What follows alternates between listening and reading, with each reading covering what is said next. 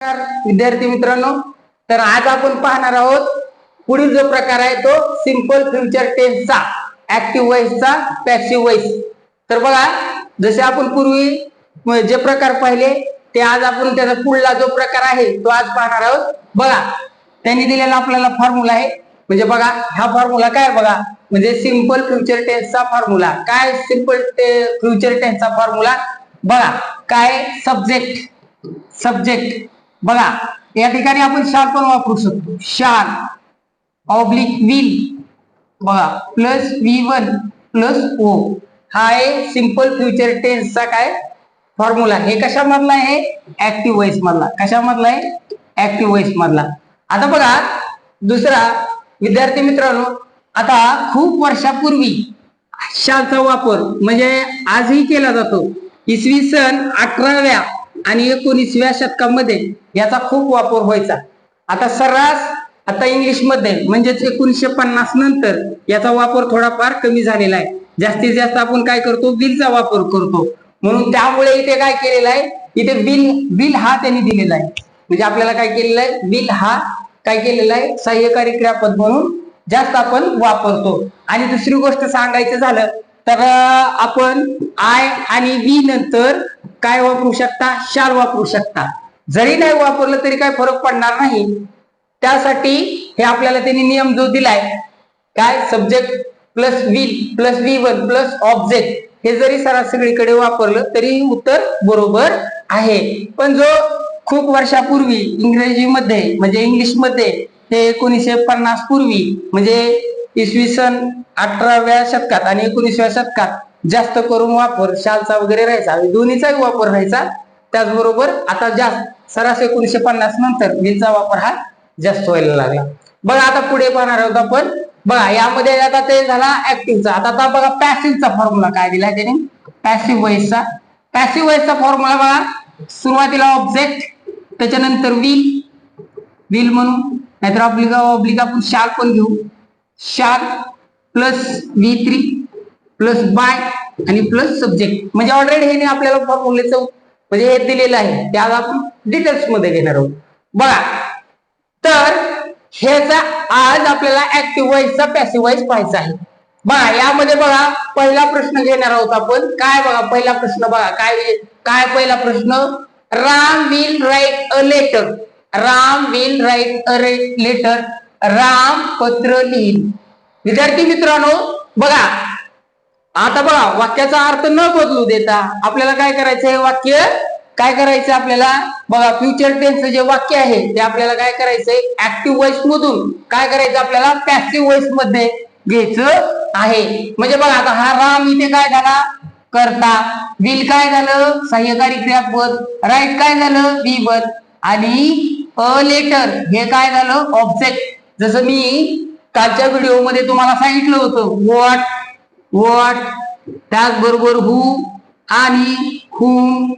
त्याचबरोबर तुम्ही कशाने विचारू शकता, नारा आणि नारी याने प्रश्न विचारून वाक्यातला कर्ता क्रियापद ओळखू शकता. त्याचबरोबर बघा आता इथे बघा, आता बघा Ram will write a letter. बघा आता काय लिहितोय, पत्र लिहितोय. काय लिहितोय, पत्र लिहितोय. बघा कायचं उत्तर काय मिळतंय आपल्याला, ऑब्जेक्ट. कायचं उत्तर काय मिळतंय बघा, कायचं उत्तर काय मिळतंय, अ लेटर. बघा लिहिणारा कोण आहे, राम आहे. लिहिणारा कोण आहे, राम आहे. आपल्याला उत्तर मिळालं सब्जेक्ट. आता कृती होती लिहिण्याची, राईट. लिहिण्याची कृती होती, काय आहे, राईट. लिहिण्याची कृती आहे, राईट. आणि विल काय आहे, सहाय्यकारी क्रियापद आहे. विद्यार्थी मित्रांनो बघा, आता याचं आपल्याला पॅसिव्ह वॉइस मध्ये काय करायचंय, रूपांतर करायचे. सुरुवातीला काय घ्यायचं आपल्याला बघा, काय घ्यायचंय, अ लेटर, ऑब्जेक्ट, सहाय्यकारी क्रियापद काय आपल्याला काय, त्यासाठी त्याच्यानंतर V3 काय येणार आहे, रिटर्न. त्याच्यानंतर V3 काय, रिटर्न म्हणजे राईट. त्याच्यानंतर रोट आणि त्यानंतर तिसरा रूप आहे रिटर्न बाय राम. त्याचा काय होईल पॅसिव्ह मध्ये अर्थ, पॅसिव्ह मध्ये याचा अर्थ होईल पत्र राम कडून लिहिलं जाईल. लक्षात ठेवा विद्यार्थी मित्रांनो, जेवढे बघा जेवढे थर्ड पर्सन आहेत, थर्ड पर्सन कोणते कोणते, जेवढे थर्ड पर्सन आहेत कोणते कोणते, ही, शी, इट आणि नाऊन यांच्या पूर्वी फ्युचर टेन्स मध्ये वापर करत असताना, म्हणजे त्याचा वापर करत असताना किंवा बोलत असताना ल बोललं जातं. काय बोललं जातं? ल बोललं जातं. आणि साधारणतः म्हणजे फर्स्ट पर्सन साठी काय बोललं जातं, शेवटी न बोललं जातं, म्हणजे न म्हणलं जातं. काय म्हणलं जातं? न. ल आणि न जवळपास सारखाच आहे, पण जास्त असं जर बोलायचं असेल फर्स्ट पर्सन म्हणजे कोण, आय आणि वी हे बोलत असताना. थर्ड पर्सन कोणते आहेत? ही, शी, इट आणि नाऊन. आणि सेकंड पर्सन कोणते आहेत? सेकंड पर्सन कोण आहेत?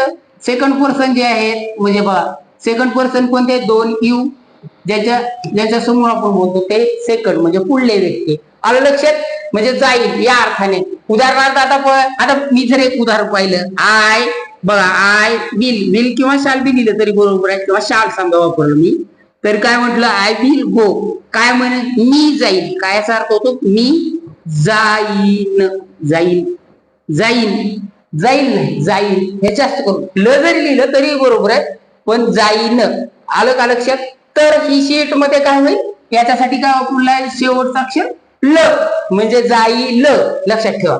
बघा अशा प्रकारे. आता बघा पुढलं बघा काय आलं, म्हणजे ह्या वाक्याचा पण अर्थ न बदलता आपण काय पाहिलेलं आहे? उत्तर पाहिलेलं आहे. आलं लक्षात? म्हणजे पत्र रामकडून लिहिलं जाईल. बरोबर आहे का? त्याचप्रमाणे आता बघा पुढलं वाक्य काय बघा, शी विल कुक अ फूड. बघा, शी विल कुक अ फूड. बघा ती काय म्हणजे शी. बघा आता ह्याला पण प्रश्न विचारला, कशाने विचारला? काय बघा कोण, त्याचं उत्तर काय मिळालं? शी. बघा कायचं उत्तर काय म्हणले? शिजवेल. इथं पुढचं काय येईल? शिजवेल. अन्न काही वेळेस वापरतात अन्न म्हणून, शिजवेल. आता काय शिजवेल? बघा ते अन्न शिजवेल, म्हणजे अन्न शिजवेल या अर्थाने. तर बघा तरी ते काय झालं? फूड काय झालं? आपला ऑब्जेक्ट. बघा आता कुक हे काय? क्रिया आहे. हे काय झालं? आपला कुक हे काय? क्रिया आहे, बी पण आहे. तर त्यानंतर एचवी काय? आपला विल आहे. मग आपल्याला सूत्रात जसं दिल्याप्रमाणे सुरुवात कशाने करायची? आपल्याला ऑब्जेक्ट काय? फूड. बरोबर आहे का? फूड. जे सहाय्यकारी क्रियापद दिले ते, म्हणजे आपण जसं मी पूर्वी म्हणजे काही वेळापूर्वी सांगितलं की आपण विलचा जरी सगळीकडे वापर केला तरी ते वाक्य चुकणार नाही. मग आता विल हे काय? हेल्पिंग वर्ब आहे. बरोबर आहे का? त्याच्यानंतर पुढे काय येणार आहे? बी आलं. नंतर बघा असं कुकडं नाही म्हणायचं, कुक्ड. काय करायचं? त्याचा उच्चार करायचा कुक्ड. काय करायचं? कुक्ड. V3. त्याच्यानंतर काय येणार आहे? बाय. काय येणार आहे? बाय आणि हर. बघा आलं का? हेच उत्तर आलं का? बघा लक्ष ठेवा. काय आलं उत्तर? बघा food will be cooked bye हर. म्हणजे बघा ती अन्न शिजवेल, अन्न तिच्याकडून शिजवले जाईल. अन्न तिच्याकडून शिजवले जाईल. ल आलं. बरोबर आहे का? पुढे बघा आता थर्ड उदाहरण घेणार आहोत आपण. बघा थर्ड उदाहरण मध्ये काय? They will play cricket. बघा आता काय? बघा दे विल प्ले क्रिकेट. आता याचं काय? बघा ते क्रिकेट खेळतील. बरोबर आहे का? आपण बघा पाहिलं थर्ड पर्सन आहे, त्यामुळे काय? बघा थर्ड पर्सन म्हणजे बघा काय? तृतीय पुरुष आहे. तर याचं काय झालं? बघा तर काय याचं उत्तर येणार आहे? आता बघा काय येणार आहे? परत काय? क्रिकेट कर्म आहे. बघा मी पूर्वीच्या पण व्हिडिओ मध्ये सांगितलं होतं बघा, किंवा लेक्चर मध्ये सांगितलं होतं, खेळाच्या नावापूर्वी वगैरे उपपद वापरत नाही, उपपद वापरले नाही. Cricket will be. बघा आता त्याच्यानंतर इथं काय येणार आहे? प्लेचं काय होणार आहे? प्लेड बाय दे प्रथम आहे, इथे काय होणार आहे? द्वितीय. म्हणजे याचा पण अर्थ काय झाला? क्रिकेट त्यांच्याकडून खेळले जाईल. आलं? क्रिकेट त्यांच्याकडून खेळले जाईल. आता बघू आणखी 4 नंबरचं उदाहरण पाहणार आहोत आपण.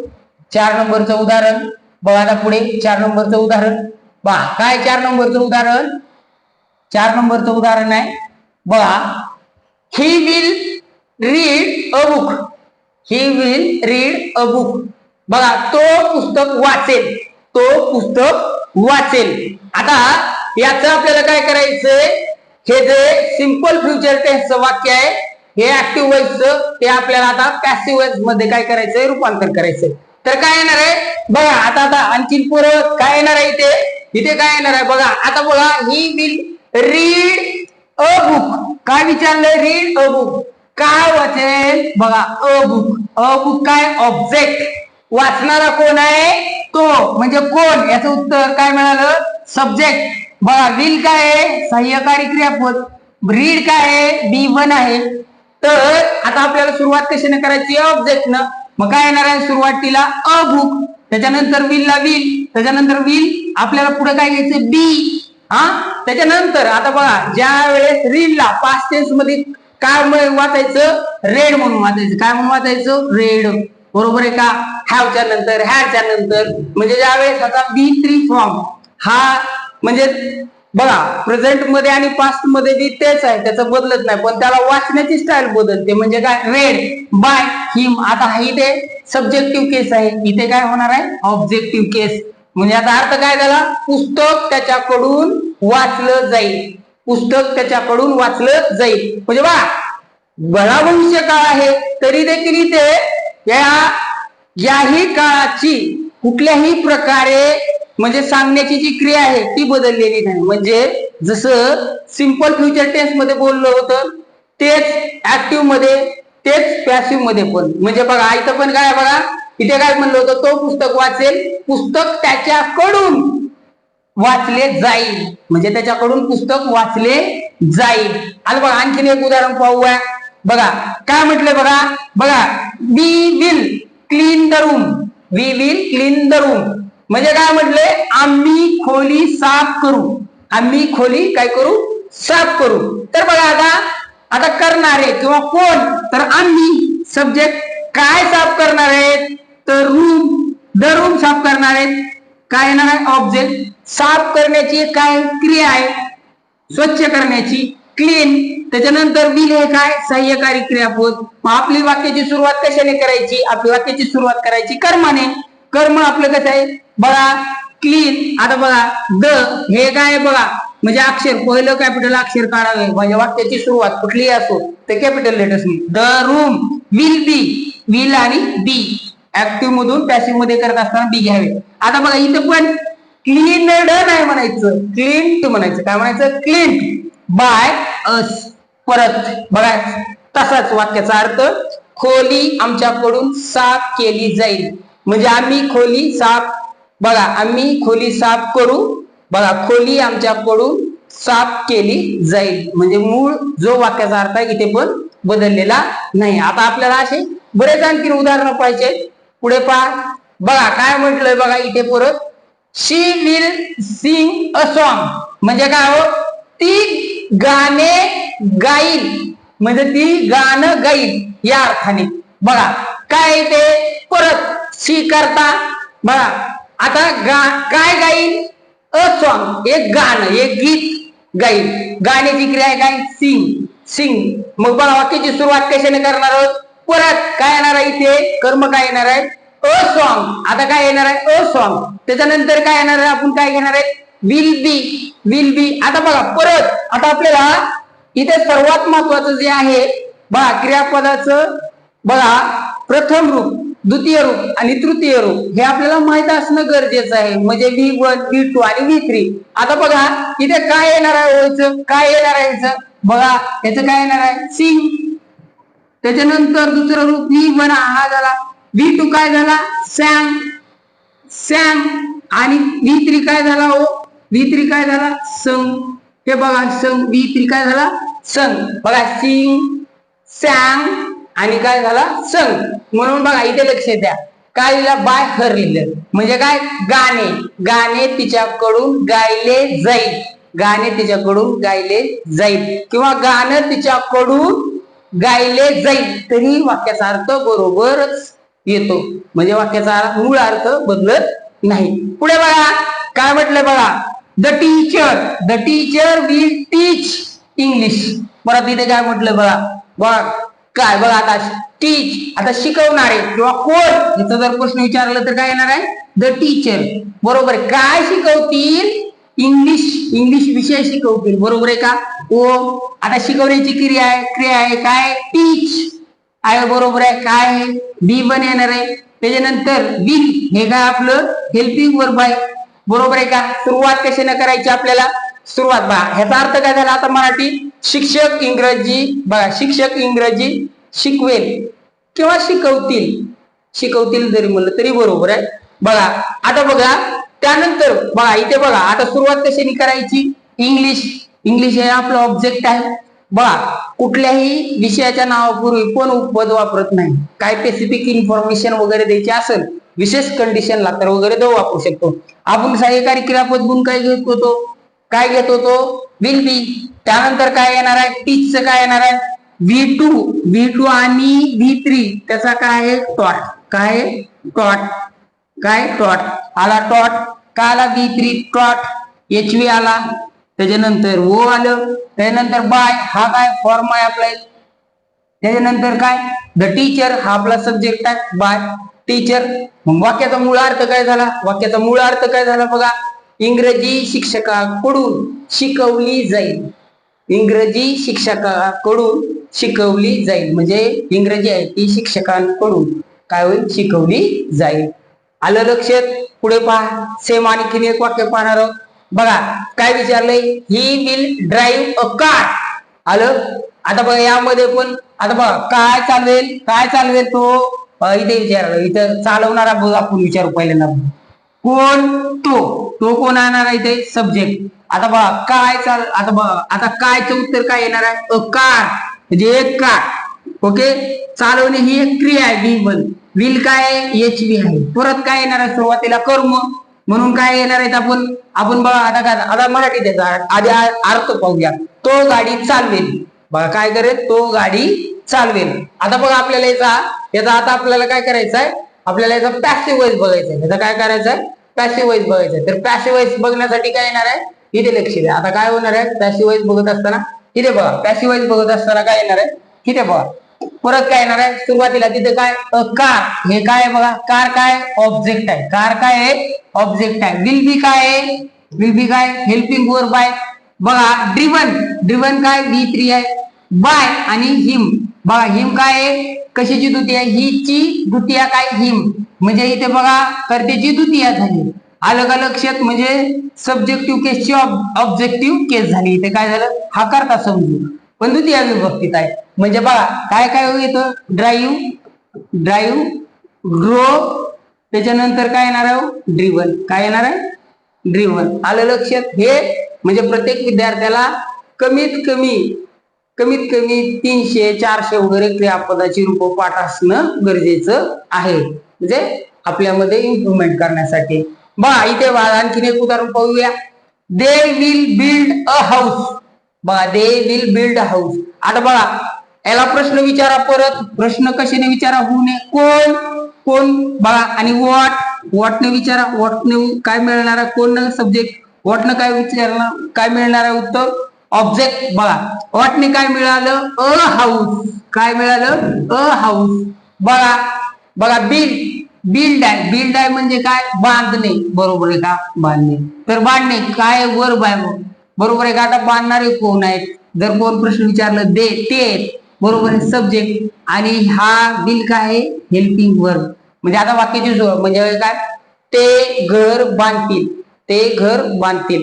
आता याचं उत्तर काय होणार आहे, वाक्याची सुरुवात काय होणार आहे, ऑब्जेक्टने अ हाऊस. बघा इथे स्मॉल लेटर मध्ये आहे, वाक्याची सुरुवात करत असताना काय आहे, कॅपिटल लेटर्स मध्ये. त्यानंतर त्याचा बदल काय होणार आहे, हेल्पिंग वर्बचा विल बी येणार आहे. आता बघा बिल्डचं V2 आणि V3 काय होणार आहे, काय होणार आहे, बिल्ड. काय होणार आहे, बिल्ड. घेतला बिल्ड. बाय. बघा दे हे प्रथम विभक्तीत आहे, त्याची तर द्वितीय विभक्ती होणार आहे. वाक्याचा अर्थ काय झाला बघा, मूळ अर्थ दोन्ही ऍक्टिव्ह वॉइस मधला आणि पॅसिव्ह वॉइस मधला. बघा ते घर बांधतील, आणि बघा पॅसिव्ह वॉइस मध्ये घर त्यांच्याकडून बांधले जाईल. म्हणजे वाक्याचा मूळ अर्थ इथेही बदलला नाही. अशा प्रकारे विद्यार्थी मित्रांनो, हे आपण खूप सारे उदाहरण आहेत, पण आज आपण एवढेच पाहणार आहेत. तुम्हाला काही मी उदाहरणं सोडवण्यासाठी देत आहे, ते मला कमेंट बॉक्स मध्ये तुम्ही ते उदाहरणं सोडवून देऊ शकता. उदाहरणार्थ घ्या बघा, आय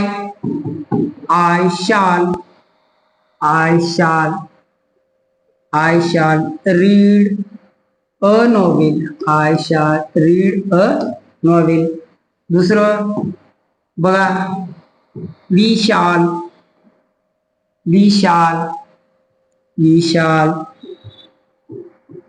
राईट अ लेटर त्याच्यानंतर ही बघा, ही विल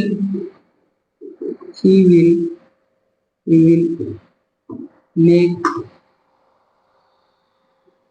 अ कॉफी. आणि 4 शी विल आस्क अ क्वेश्चन.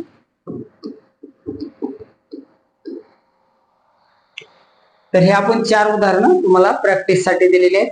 ते तुम्ही मला कमेंट मध्ये सोडवून दाखवा. अशा प्रकारे आता आपण इथे थांबूया.